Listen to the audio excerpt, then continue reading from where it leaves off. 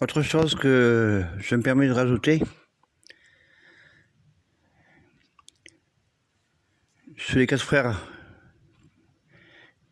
enfin 4 demi-frères que j'ai, parce qu'on est tous du père différent, mais d'une mère unique. J'ai un de mes frères qui s'est suicidé en 2002 à cause de cette famille, en partie.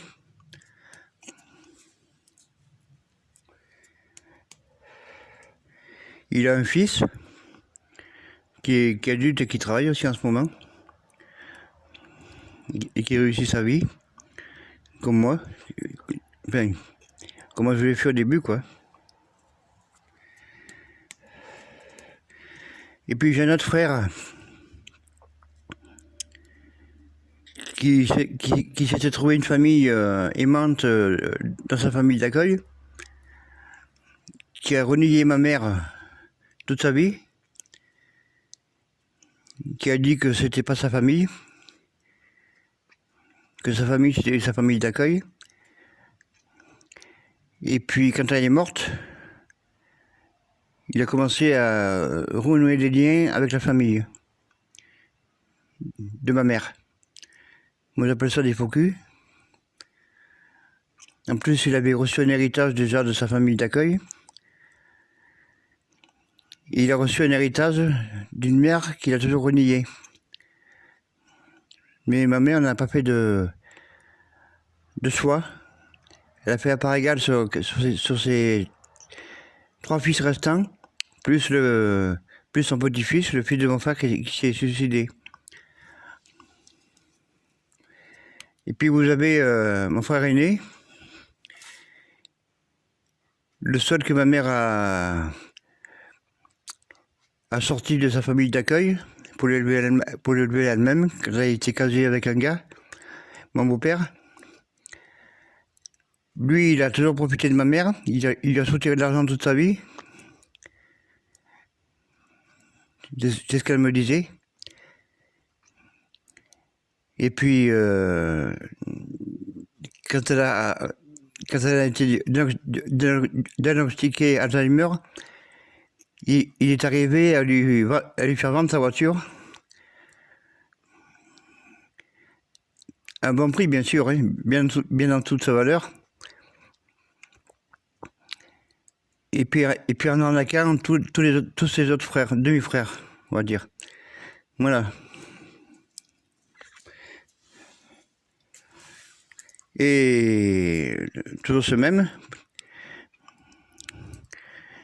Pourtant, il n'est pas pauvre, hein. Il a un boulot fixe depuis longtemps, sa femme travaille aussi. Donc ils ont un salaire confortable. Mais ils vivent au-dessus de leurs moyens, ils font la fête. Donc il faut beaucoup d'argent. Donc il fallait que la mère paye. Puis une fois qu'elle a été diagnostiquée Alzheimer, bon, il a pris sa voiture. Sans avertir personne. Et puis, même une fois décédé, il y a une assurance vie qui lui a envoyé une petite somme d'argent qu'il devait partager entre les 3 frères restants et le fils de mon frère qui s'est suicidé. Et bien ce monsieur n'a pas voulu partager l'argent. Pourtant c'était pas des sommes énormes, hein. Donc lui il a encaissé le pognon. Il a servi de coffre-fort par l'assurance vie. Donc il avait signé un papier comme quoi donc il s'engageait à partager l'argent en 4. Mais monsieur ne l'a pas fait. Moi je lui ai réclamé l'argent, parce que c'est moi le plus pauvre des 3 frères et du fils de mon frère décédé. Donc monsieur n'a pas voulu partager l'argent. Moi je lui ai réclamé l'argent parce que c'est moi le plus pauvre. Et que je compte chaque euro. Et puis il m'a pris pour un con pendant des mois et des mois et des mois. Il ne voulait pas me payer. Mais je dis pas de problème, hein. Je dis comme ça, on va finir en justice, hein. Et puis j'ai dit en plus, tu t'es accaparé la voiture de ma mère, sans avertir personne, et tout le pognon que tu lui as piqué, ça aussi, c'est honteux. Voilà. Vous voyez un peu le genre de famille que j'ai.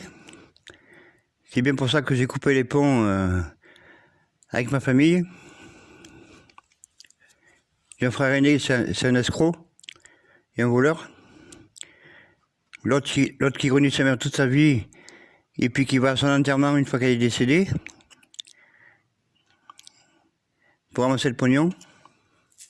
Moi j'appelle ça des faux culs. Et ça passe pas. Dans la vie, il faut être honnête. Et ceux qui sont pas, ben, moi je les zappe. Voilà. Voilà. Le seul que je regrette, c'est celui qui s'est suicidé. Parce que on s'entendait super bien, on se fréquentait. Avant qu'il fasse sa connerie. Il s'est suicidé pour une femme. Parce qu'il ne supportait pas l'abandon. Un peu comme moi au début. Je ne supportais pas l'abandon non plus. Parce qu'on a déjà été abandonné par notre mère. Et qu'on n'a pas été élevé dans des familles aimantes.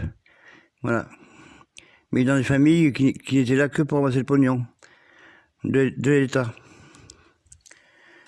Voilà. On est des pipis de l'État. Mais je le souhaite à personne, de toute façon. Voilà. Il vaut mieux avoir une vraie famille.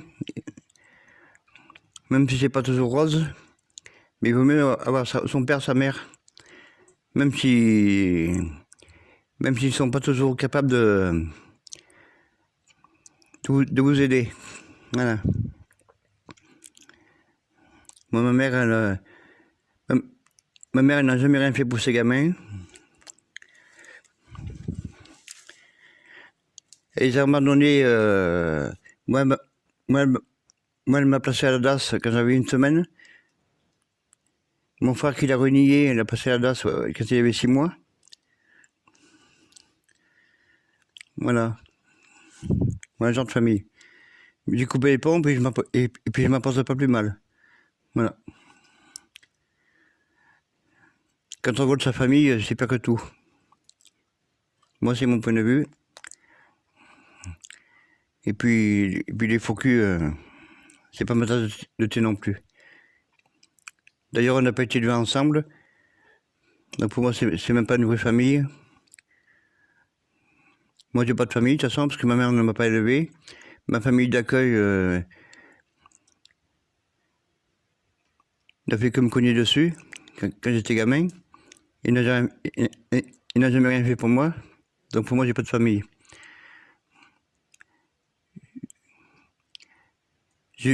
Moi, j'ai eu une fille que j'ai reconnue quand elle avait plus de 30 ans. Parce que sa mère a toujours refusé que je la reconnaisse. Et puis je l'ai retrouvée des années plus tard. Et puis, donc elle est venue chez moi. Ça s'est bien passé. On a noué des liens quelques temps après.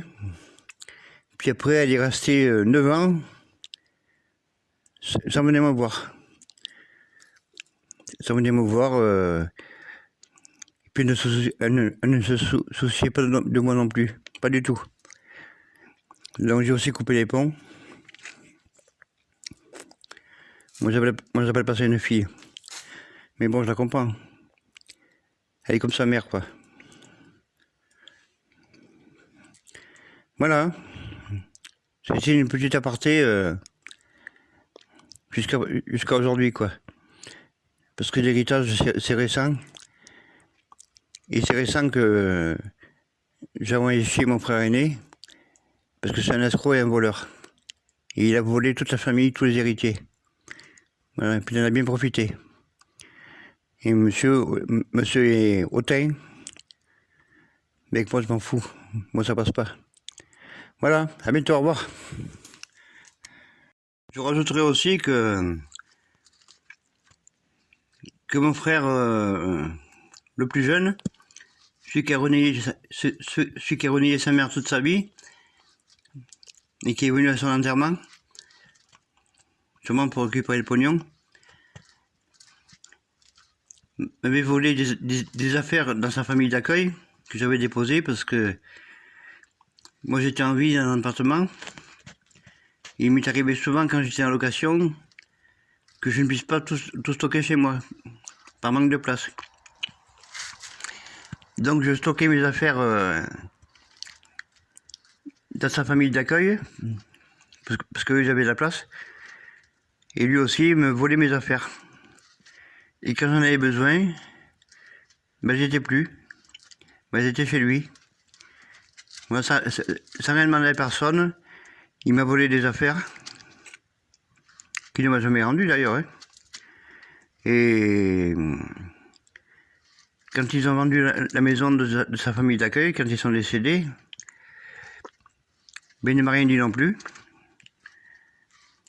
Voilà, donc ils m'ont volé tout ce que j'avais, ils me l'ont volé. Ma famille d'accueil à moi aussi m'a tout volé de ce que j'avais quand j'étais gamin, adolescent. Ils m'ont volé mes livres d'école, mes cours d'école, ils m'ont tout volé, tout, absolument tout. Ils ne m'ont rien laissé. La moindre chose, ils me l'ont volé. Et moi je n'ai aucune trace de mon enfance, parce que tout m'a été volé. Même ce que j'ai payé, mes fournitures d'école, quand j'étais au lycée, ou en fac, mais ils m'ont tout volé. Tout. Absolument tout. Le moindre crayon, le moindre compas, tout, absolument tout, ils m'ont tout volé. Voilà, je n'ai plus rien de mon enfance. Parce que dès que j'avais le dos tourné, ils rentraient dans ma chambre et puis ils me prenaient mes affaires. Vous voyez un peu les gens de famille que c'est? Voilà. Qui voit ça dans sa famille? Mais à mon avis, il n'y en a pas beaucoup, hein. À part des familles comme la mienne. Voilà. C'est des pourritures. Et puis ça va à l'église tous les week-ends, samedi, dimanche. Et puis par derrière, ça cogne sur les gamins. Ça leur vole leurs affaires. Ça leur met des cadenas sur leur moto et ça ferme le garage à clé. Voilà. Et ça se fait passer pour des croyants. Et m'appelait. Chapeau, hein. Ils ne racontent pas des blagues, hein. C'est la pure vérité. Je déteste le mensonge. Et quand je dis la vérité, ça ne plaît pas à tout le monde. Dans mon entourage. Mais pourtant, c'est la vérité. Et moi, c'est la vérité qui prime. Voilà.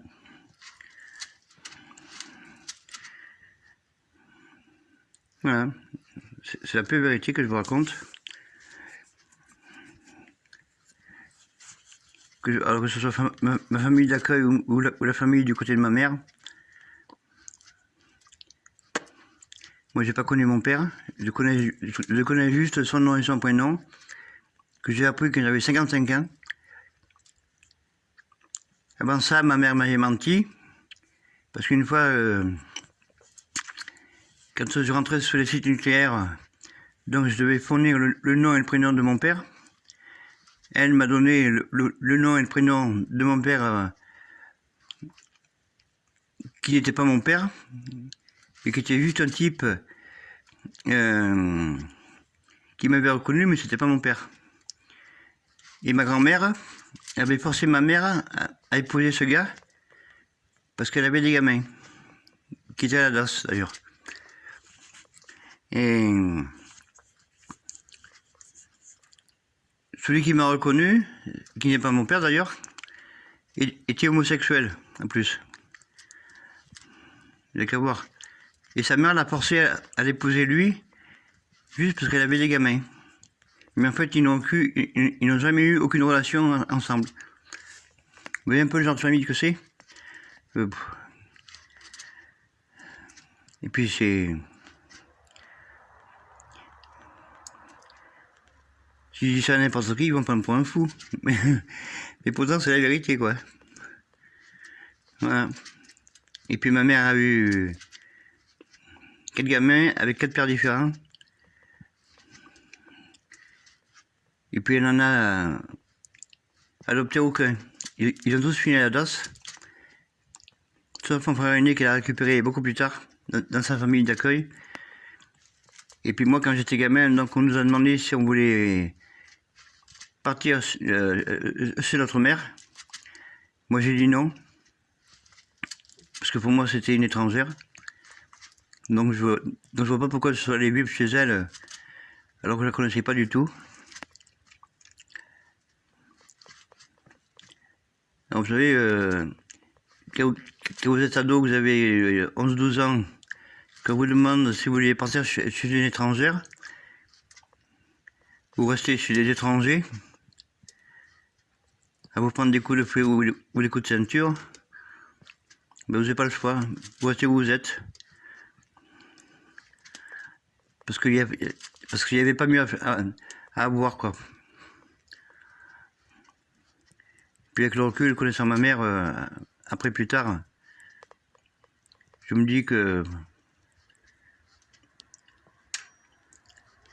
c'était soit la peste, soit le choléra. Voilà. Allez, à bientôt, au revoir. Concernant ma fille, que j'ai eue en 1984,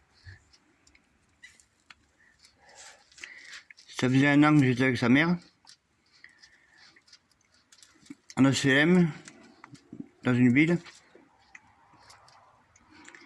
et elle voulait absolument des gamins pour ne pas avoir à travailler. Voilà, c'est un peu un cas social. Puis d'ailleurs, elle n'a jamais travaillé de sa vie. Elle a toujours profité du système. C'est pour ça que j'ai quitté d'ailleurs. Et quand ma fille est née, qu'elle était encore à la maternité, j'ai dit, bon, ben, je vais la reconnaître à la mairie. Et puis elle m'a dit, non, non, on ira ensemble. J'ai dit, ok, d'accord. Et puis ça s'est jamais fait. Après, peu de temps après, on s'est séparés. Parce que moi, je ne me voyais pas finir avec elle dans un HLM et puis vivre sur la société. Je lui ai proposé, à l'époque, je lui ai proposé 1500 francs, parce que c'était en francs à l'époque, hein, dans les années 80. Je lui ai proposé 1500 francs pour pouvoir voir ma fille. Elle a refusé. Elle m'a dit non, moi j'élève toute seule ma fille, j'ai besoin de personne. Ah bon. Pourtant 1500 francs à l'époque c'était beaucoup, hein. Mais j'étais prêt à faire ça pour ma fille. Mais elle a refusé. Elle voulait sa fille seulement pour elle. Voilà. Donc j'ai joué ma fille pendant quelques mois. Puis après on s'est perdu de vue parce que sa mère a déménagé. Elle est partie avec un autre mec où elle a fait encore des gamins. Pour ne pas avoir à travailler.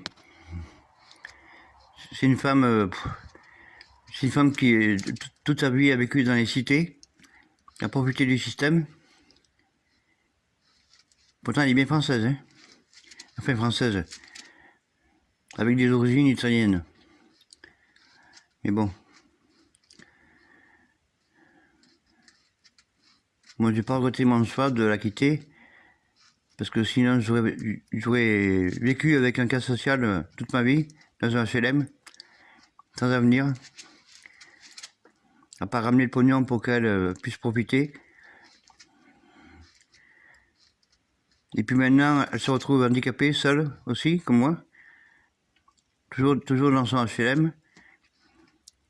Mais moi j'ai évolué un peu, moi j'ai bossé, puis j'ai gagné ma vie, quoi.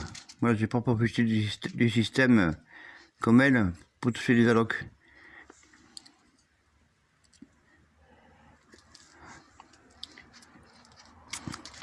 Et quand j'ai revu ma fille, beaucoup plus tard qu'elle est venue chez moi, elle avait exactement les mêmes manières que sa mère. Bon, elle a fait des mauvais choix dans la vie que je partageais pas. Comme par exemple sortir avec un mec marié qui avait mon âge. Moi je trouvais ça un peu chelou. Ou passer un diplôme, ou passer un CAP dans un domaine presque exclusivement réservé aux hommes. Pour moi c'est un mauvais choix. Mais bon, chacun fait ce qu'il veut. Hein. Mais ce que j'ai pas apprécié, c'est que c'est comme d'avoir son père une fois dans sa vie, puis après on ne va plus le voir pendant 9 ans. Alors donc on a eu des mots, et puis on a coupé les ponts. Voilà. Moi c'est comme ça, quand on me déçoit fortement, ben moi je coupe les ponts, terminé. Voilà. Allez, au revoir, à bientôt.